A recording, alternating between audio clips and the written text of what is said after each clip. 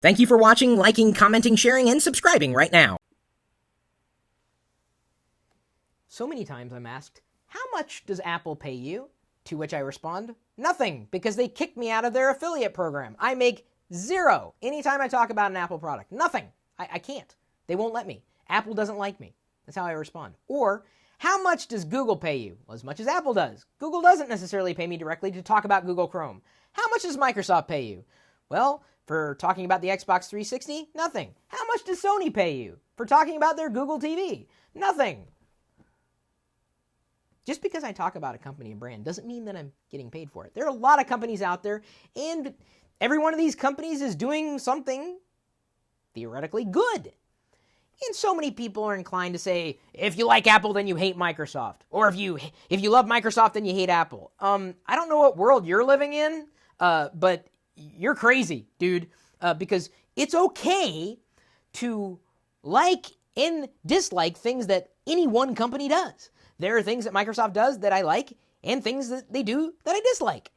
Apple does things that I like, and there are things that Apple does that I dislike. Google is a company that does things that I like and does things that I dislike. So it's not a world of black and white, as much as some of these people would have you believe.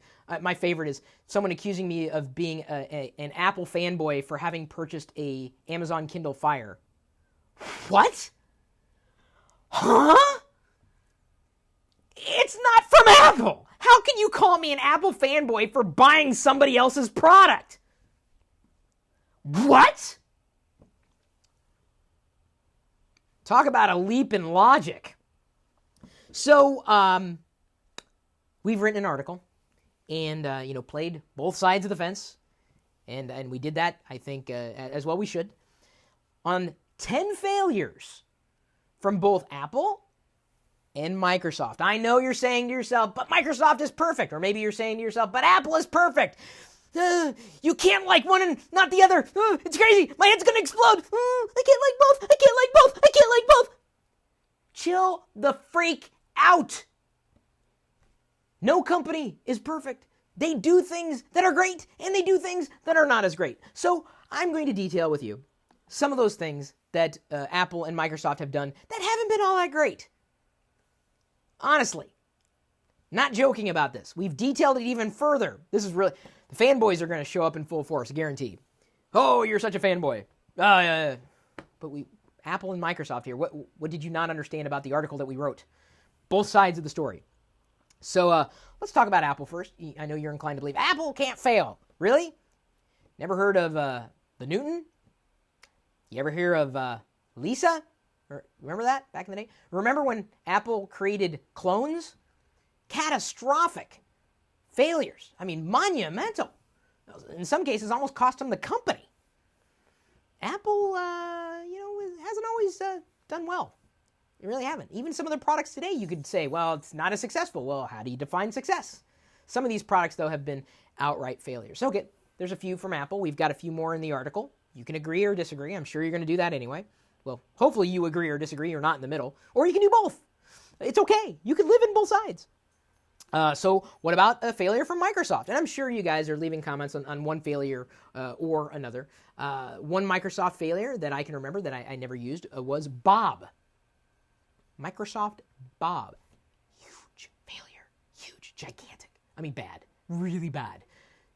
Bad. Vista. I don't know if you guys ever heard of Windows Vista.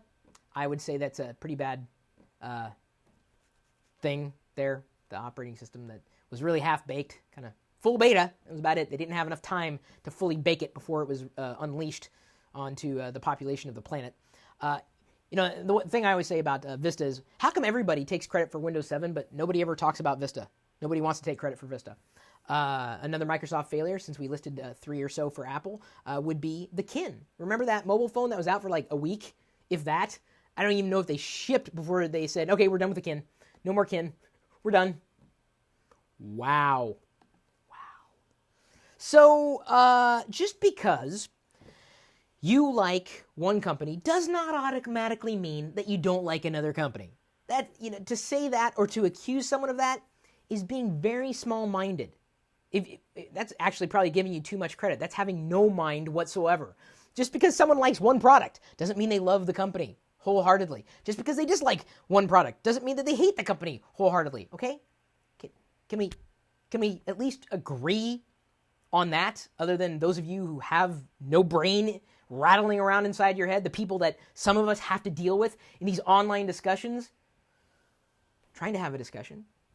Companies can succeed, and conversely, they can fail, and they can have successes and failures. We've outlined both sides.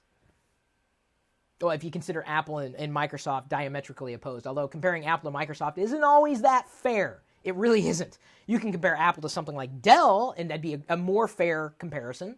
Fairer comparison. Either way, read the article. If you can think of any other failures of either side of the company, or either side, Apple or Microsoft, feel free to leave a comment because we probably left a few out.